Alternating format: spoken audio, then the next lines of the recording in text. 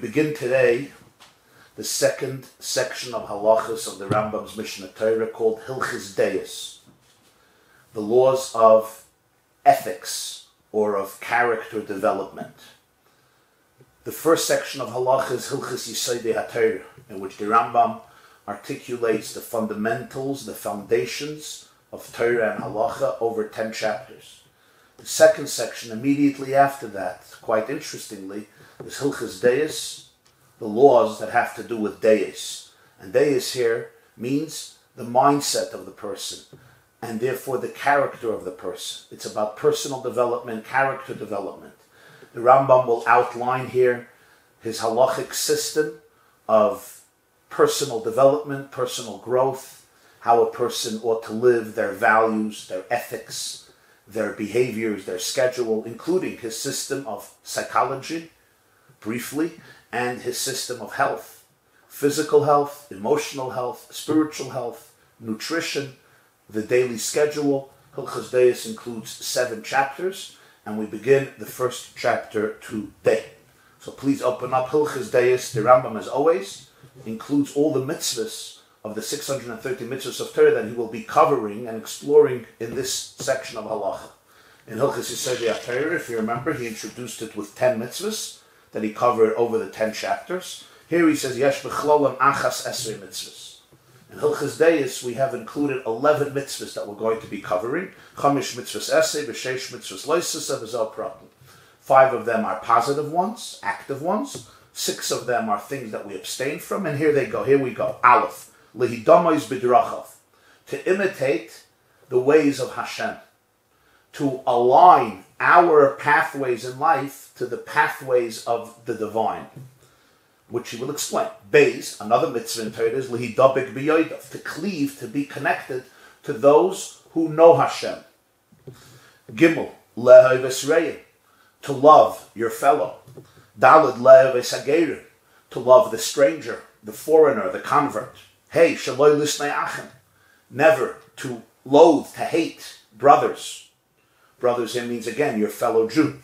Vav lahichiach, to be able to rebuke and communicate with somebody who has done, or you feel has done something wrong. Zayin shaloi lahal ben panim, never to shame anybody. Ches shaloi la'anois umlalim, never to oppress those who are the misfortunate, those who are struggling in life. To be sensitive to them, never to oppress them and manipulate their weaknesses for your advantage. Tes shaloi la'alich rachel, not to be a talebearer, going around, telling stories about people, which will, as the Rambam will explain what that means. Yud shaloi linkai, not to take revenge. Yud aleph shaloi lintai, not to harbor grudges. Toxic, not to harbor toxicity, the toxicity of grudges in your heart.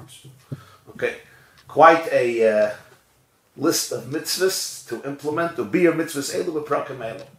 The elucidation of all these 11 mitzvahs are going to be presented in the subsequent chapters, which are 7 chapters. Aleph, Perik Rishon, the first chapter of Hilchos Deis. Aleph. Deis harbe yesh lekol echad ve'echad mibnei adam. The Rambam begins very interestingly.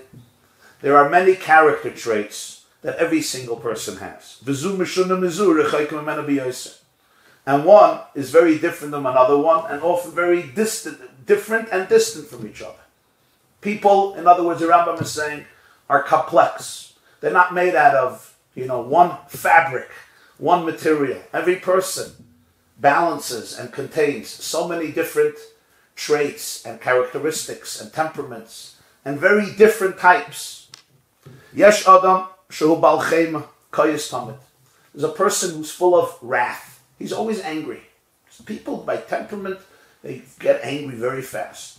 Yesh Adam, the person in the opposite type, extreme, shadaitim yushavas alav. He's extremely calm. Ve'ein kayis klal. He never gets angry.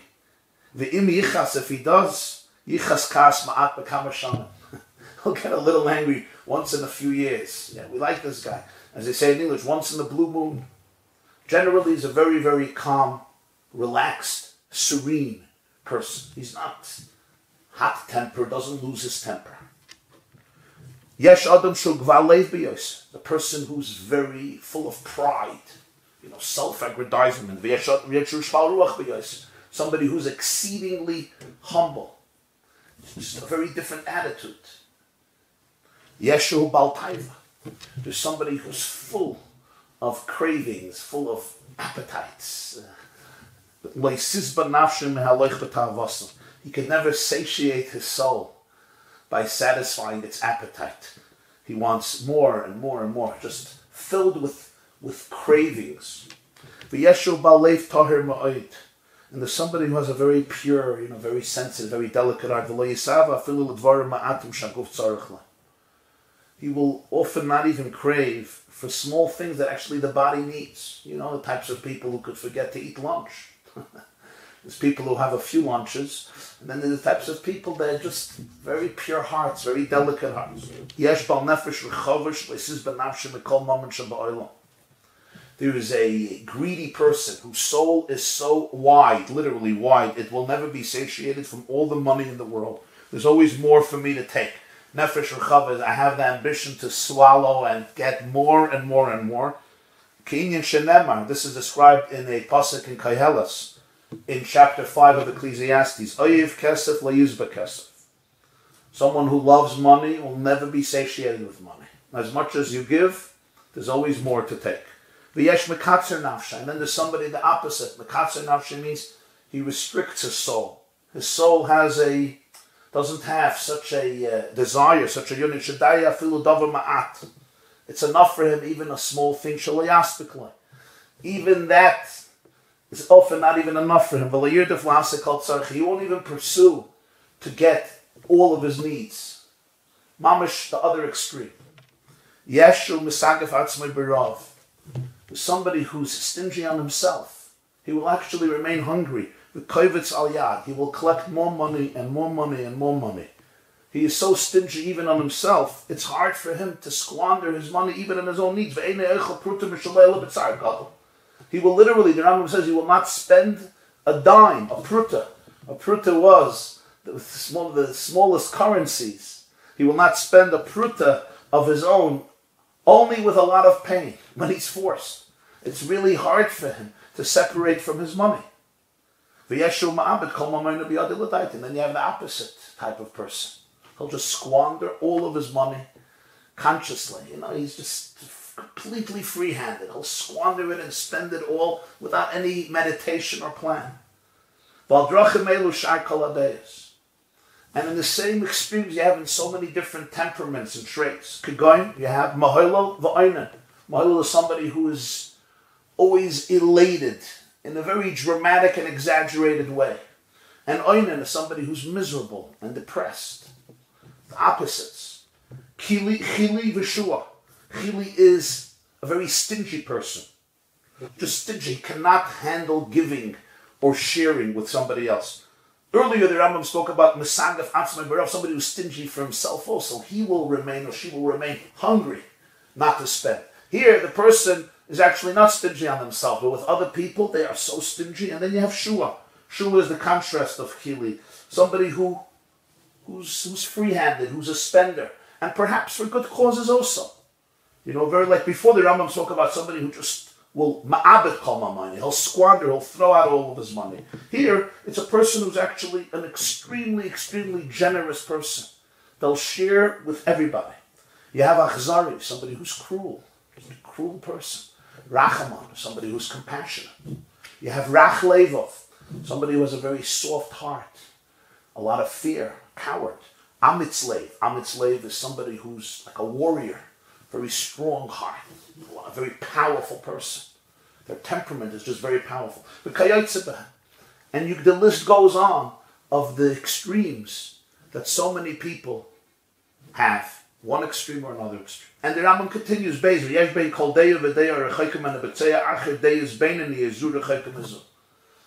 between one temperament, one trait, and another trait that's on the other extreme, there are also deis beinanias. There are temperaments that are intermediate, somewhere in the middle.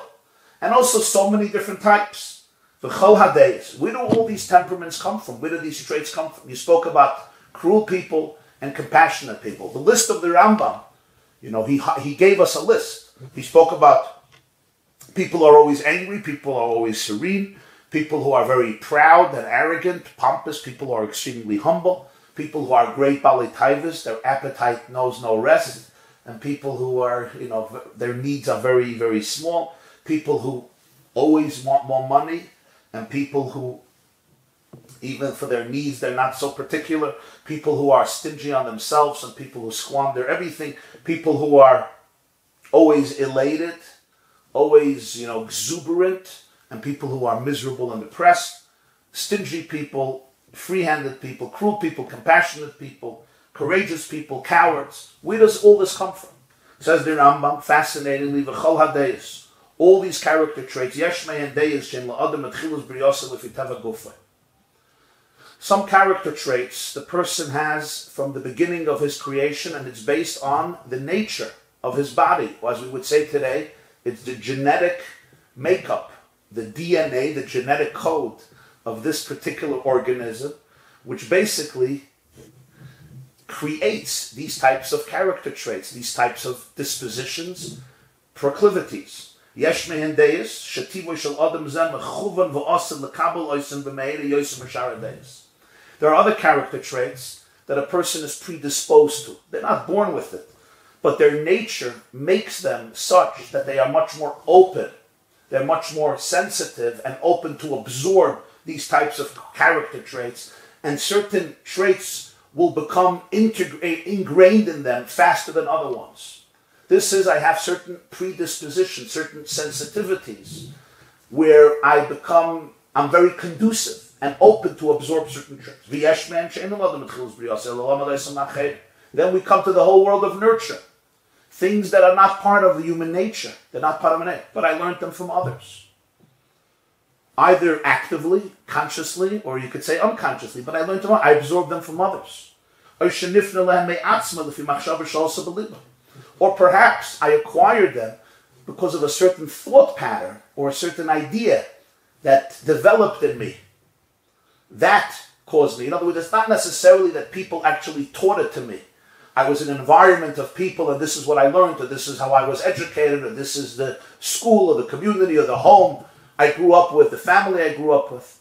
But it's actually a thought that the person developed, which of course that thought can also be influenced by others.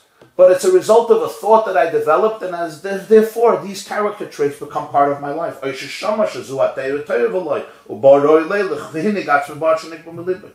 It could be a machshava that I developed in my own heart, or actually I heard it. I heard that this is the right way to live, and I actually implemented it in my life. I decided to act on it until it became part of my heart. These are the different ways in which people operate and how they acquire and become the people they are. Says the Rambam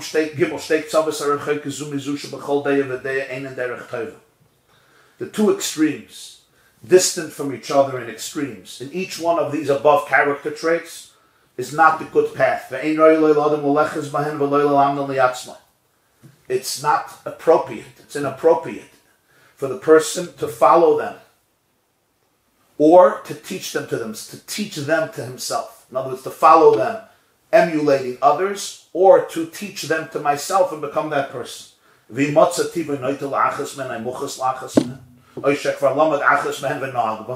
This is all good if you come to the Rambam and you have a free slate and nothing happened yet, and you're starting your life anew, and you're 1 day old, and you're impressionable, so you ask the Rambam. The Rambam says, what happens if I find that my nature gravitates there?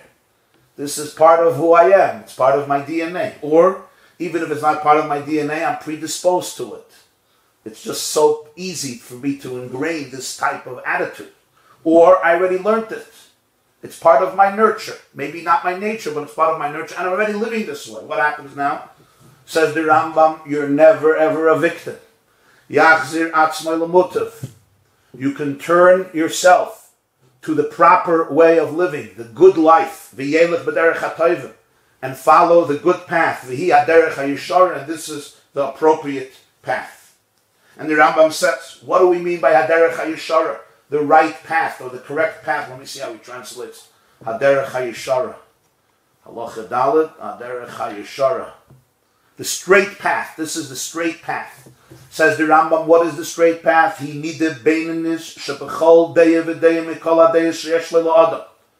This involves discovering the midpoint temperament of each and every trait that a person possesses within his or her personality. V'hi hadeya, and this is the character trait, shehi rechoika mishtei haktzaves richuk shava. It is equidistant from either of the extremes, ve'eina kroi v'loy lezu, without being close to either of them. This is the straight path, which is the midah beininus shebechol deya v'deya. To be able to discover the midpoint, the center point, the midpoint temperament of all of the above and so many other character traits. And as he said, it's equidistant from either of the extremes. Lefichach, therefore, tzivu chachamim harishonim, the early sages have instructed us, sheyehi adam sham dei oisav tamid u'mishayer oisam u'mechaven oisam b'derechem tzoyis kedei sheyehi shalim begufay, that a person should always evaluate himself or herself. A person should be introspective. Sham dei oisav means I want to always evaluate, examine, scrutinize my character traits, how I'm living, calculating them, evaluating them, and directing them along the middle path that the Rambam described. And he says, Kadei sheyehi shalem begufay, in order that the person should be healthy in their body. Some manuscripts take out the word begufay because he's not only talking about the body, he's talking about the body and the mind and the soul. So the Rambam is saying, Kadei sheyehi shalem, the person should be wholesome, the person should be a wholesome human being.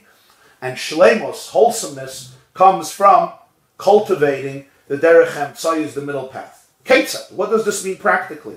Says the Rambam, lo yehi balchei manoyach lichos. So person shouldn't be wrathful who gets easily angered. It's just so easy for me to lose my temper and I literally lose it. That's not the way to live. V'loi kamei sheinei margish. But don't go to the other extreme. You have the extreme of always being angry. The other extreme is, I'm like a corpse. I don't feel anything. I become like completely detached, apathetic, indifferent, out for lunch and breakfast and dinner. Nothing registers, which is sometimes the opposite reaction. Maybe if somebody grew up in a situation where they saw so much intense anger and so much intense emotion, they go to the other extreme. They don't feel anything. The person around them calls them dead. Dead person walking. I don't feel anything. I'm never angry. It's great. I never raise my voice. I never scream. I never holler. I never lose my temper. But there's a price to pay. Price to pay is dead people also don't scream. Person is dead. There's no feelings. Ela beinani is the intermediate path. Lo yichas ela al davar gadol sharoi lichas elav. Don't get angry only if it's a major issue that is really worthwhile to get angry, and there's a reason for that. Kadei shelo yaseh kayotze by pam acheres. At least you have to display anger. You have to display hurt and pain, and feel hurt and pain because you really do not want that such a thing should happen again. He spoke about the Baal Taiva, the person whose cravings are incessant, they know no end. So the Rambam says, can you cultivate a lifestyle in which you do crave things that the body needs? That the body needs in order to live, in order to exist. I can't live without it. He says, this you want a craving for, you want a yearning for. Kinyan shenemar, like the Pasuk says in Mishlei, Proverbs 13, Tzadik oichel l'soiva nafsha. The tzaddik, which means the righteous person, the person who's living according to the derech hayishara, the straight path, eats in order to satiate their soul. He eats to satiate his soul. He doesn't live to eat. He eats to live. There's a very big difference. I want my soul to be satiated so I should be able to live. And that's why I'm going to eat. He spoke about the nefesh rechava, that stingy person, that person whose soul just wants more and more and more money and will never stop. As oyev kesef lo yizba kesef, right? He called him a nefesh rechava, the greedy person who cannot be satisfied with all the money in the world. Says the Rambam, that's not the way to live. Do not toil, do not become completely immersed in your business in order to acquire those things that you need now in order to live. Kinyan shenemar, like the Pasuk says in Tehillim 37, Toiv ma'at la tzaddik. For the tzaddik is good a little bit. There are people, they are so excessively indulgent in their work to make another dollar, they don't know what their children look like. So the Rambam says, it's important for the person to want to be able to have what they need. But perspective. What I want to work in order to be able to have what I need now. Don't let it overtake your life. You work to live, you don't live to work. Don't be very stingy. The opposite. Don't squander and just scatter all your money. You give tzedakah according to what you can afford, and you lend in an appropriate fashion to the person who needs. And what does it mean appropriately? Again, it should be in a way that is measured. Don't be this frivolous, exuberant person who's just elated in a very dramatic way, but not melancholy, depressed, and miserable. A person, all the days of his or her life, should be besimcha, should be joyous, with serenity, tranquility, and with a pleasant face and a pleasant countenance. And the same is true with all other character traits. You want to try to find and discover and cultivate what he called the intermediate path, which is equidistant from both extremes. The derech hayishara, the straight path. The derech zuhi derech hachachamim. This path is the path of the wise. Somebody asked the question, what does it mean the middle path? Is it just a little bit from this and a little bit from this? There's going all the way right, there's going all the way left. Imagine a light line. One is one extreme, and the Rambam is saying, just like not too hot, not too cold. Is this just a mix? Is it a cholent of one extreme and another extreme? Or is it a third quality? It's a third quality. So it's a good question. It will become clear soon. I want to quote an extraordinary teaching from Talmud Yerushalmi Chagigah, chapter 2. And I'm going to say it in Hebrew because it's an incredible quote, which may be one of the sources of the Rambam. The Yerushalmi says that there are two paths in life. One is a path of snow, and one is a path of fire. And basically, you're walking, it's as though the Gemara is saying you're walking on a very, very tight bridge. On one side, you have snow, fire I should say, and on the other side, you have snow. Hita bazeh, if you gravitate this way, he says you fall into the fire. And if you gravitate this way, you fall into the snow. And the Yerushalmi says, if I gravitate this way, I die, I get burnt in the fire, and the other way, I freeze to death in the snow. Mayasa, yahalach be'emtza. So I have to walk mamish in the middle between these two extremes of fire and snow. And Yerushalmi is basically telling us here, there's one extreme of fire where you get burnt up from the heat, and there's the other extreme of snow where you don't get burnt up, but you freeze to death from the coldness. These are the two extremes the Rambam is describing, and I have to find the derech hayishara, the perfect equilibrium, the balance. Hey, a person whose character traits are intermediate, are centered, this person is called wise.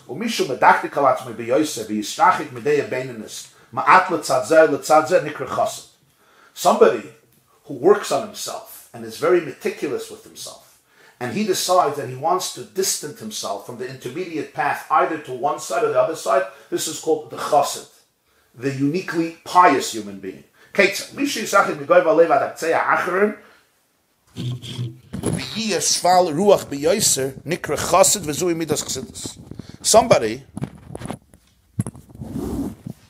Somebody who decides that he's going to distance himself from pride to the other extreme, and he's going to be extremely humble. He's not following here the derech beinanis, the intermediate path. He actually gravitates to one extreme. He's called a chassid. This is midas chasidus, the attribute of piety, a life of piety.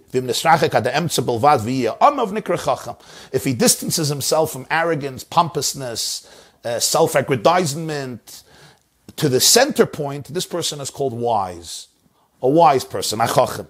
V'zui midas chachma. This is the attribute of wisdom versus midas chasidus, the attribute of piety. Valderech zu shar kol hadei, the same is true with all the other temperaments and traits. V'chasidim harishonim, hayumatim deis shalem mederechem tzois k'dei gishnei aktzavos.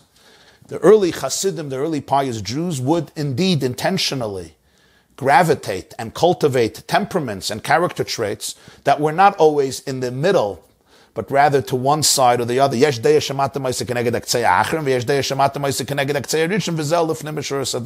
Some character traits, they would gravitate to one side, and the other one to the other side. In other words, sometimes they would go more to one extreme, and some days they would go to the other extreme. This is called lifnim mishur sadin, which means going beyond the letter of the law. Vav. This is not just interesting discussions about people's nature. This is halacha. This is a book of halacha. We are instructed to follow these paths which are intermediate. They are the good life. They are the pathways of goodness and righteousness and straightness. Shenemar, the pasuk says in Parshas Kisavai, v'halachta bidrachav. You should follow, you should walk in His ways, in Hashem's ways. Parshas Kisavai, Dvarim Chavches, Deuteronomy 28. Kach limdu befirush mitzvazu. This is what our sages taught about the commentary. What is this mitzvah? What does it mean to follow in Hashem's ways, to walk in His ways? What does it mean? I'm following His path. So our sages said, Mahu nikre chanan afate yechanan. Just as He's called gracious, you should be gracious. Mahu nikre racham afate yeracham. Just as He is called compassionate, you should be compassionate. Mahu nikre kadosh afate yekadosh. Just as He's called sacred, you should be sacred, holy. And indeed, this is why the prophets called Hashem with all of these descriptions, descriptive names. Erech hapayim, slow to anger, easy to forgive. Rav chesed, abundant kindness. He has abundant kindness. Tzaddik, righteous. Yashar, straight. Tamim, wholesome. Gibber, mighty, powerful. Chazak, strong. V'kayetzev. And all of these descriptive names of Hashem discussed earlier in chapter 6 of Yesodei HaTorah. Lahidiyah, to teach us shehem drachim toivim v'yesharim, that these are the good ways to live. And a person is obligated to cultivate them in his life, to live this way,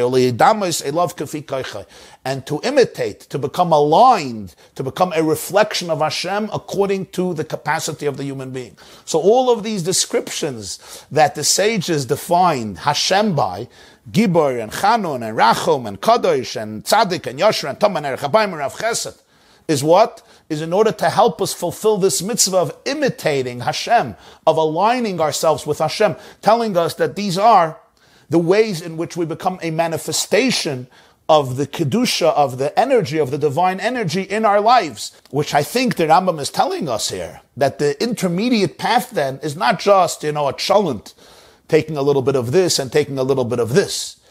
How is it? What people are robots? What I could get to the point, the midpoint?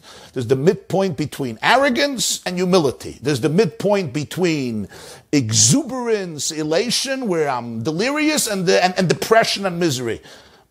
People are not computers. What's this midpoint? Midpoint, and then the chassid says, I'm not going to do midpoint, I'm going to go a little bit that way. There is really a very powerful idea. The midpoint, the center, right? Of course, there's no such a thing physically as the center. Either you're on this side or you're on this side. So the Rambam says it has to be equidistant, equally distant from this extreme and this extreme. What it really means is, it's not just a cholent, a mixture of one mid and another. I mean, this is the way I understand it. What the Rambam is really teaching us here is that there's a mitzvah of a halachta b'drachav. There's a mitzvah that when I can align myself with Hashem, I can become a manifestation of divine energy in this world. And when I can become a manifestation of divine energy in this world, then, even if I have certain genetic dispositions, and even if I have certain character traits that I was born with, and things that I acquired through education or through nurture, things that I taught myself or things that others influenced me, and they may be very deeply ingrained in me, but a human being nonetheless has an element of infinity within them. So the person now is not defined and stuck in any particular modality. The Rambam doesn't acknowledge the statement, this is who I am, this is who I must remain for the rest of my life. Not because we deny nature and we deny nurture. He did not do that. But because we appreciate the extraordinary resources and gifts and power and potential that every single human being has to become a manifestation of divine love, of divine compassion, of divine graciousness, of divine confidence, of divine power in this world. And then what type of person are you? You're not the person who has to go to extremes. Extremes basically means I'm lost in it. Rather, the person actually becomes an extraordinary synthesis of the best and the most beautiful in life, because you're a manifestation of the divine in life, which is the goodness in every single situation, the truth of every single situation. Zion. Easier said than done. How does a person begin to live according to these character traits until they become part of him? I was born differently. These are my struggles. These are my challenges. So the Rambam says, Yaseh v'yishne v'yishalish b'maisim shoysal piyadeyasem tzoyis v'yachze b'hem tamid. Achiyum asayim kalim alav v'loyibem teirich alav v'yikavu adeyas b'nafsha. There's only one way. You do it, and you do it again, and you do it a third time, 3 times. You basically understand what these character traits are, and they become habits that you do. You don't talk about them, you don't only think about them, you actually do them. You practice them constantly, tamid, perpetually. And you know what happens? Every time these actions become easier. And at some point they're not even a burden anymore because they become part of your soul. Now it's fascinating, these words, because today we know that when we do things over and over and over again, we create what today we call neural pathways, literally new highways in the brain, new wires in the brain, connecting cells, and it becomes part of our nature. It becomes part of how my brain responds to things. And maybe this is one of the reasons the Rambam calls this Hilchos Deis. Somebody says, why is it called Hilchos Deis? It's talking about midos. It's talking about dispositions, emotions, temperament. Because by the Rambam, your das is so critical and so vital here. And since these names are the names by which the Yoitzer, the Creator, is called, as he said before, Hashem is called all these names, Chanun and Rachum and Kadosh and Erech Hapayim, Rav Chesed, Tzaddik, Yasher, Tam. In other words, these pathways, these temperaments are names that we use for the Rebbeinu Shalom. And here I'm going to leave you with a question. The word Yoitzer, the Rambam does not use in Mishneh Torah ever again. He only used it once in Hilchos Yesodei Torah, and this is the second and last time he will call Hashem Yoitzer. He could have said Nikra B'hem HaKadosh Baruch Hu Haboire. He uses the word Yoitzer. Why does he choose this phrase to describe Hashem? This is the second and last time in the whole Mishneh Torah. Question. So since these are the names with which Hashem is called, and this is the intermediate path by which we are obligated to live and follow, Nikraz derech zu derech Hashem. This path is called the path of Hashem. This is the divine path, because these are the names that Hashem was given. And this is the path that he wants us to live. This is called the divine path in life. It's the path that Avram Avinu taught his children. Shenemar, the pasuk says in Vayera, Hashem says, Ki yedaitiv. I love Avram Avinu. You know why? L'man asher yitzaveh bonov es beis Yacharav v'shamru derech Hashem lasis dako mishpat.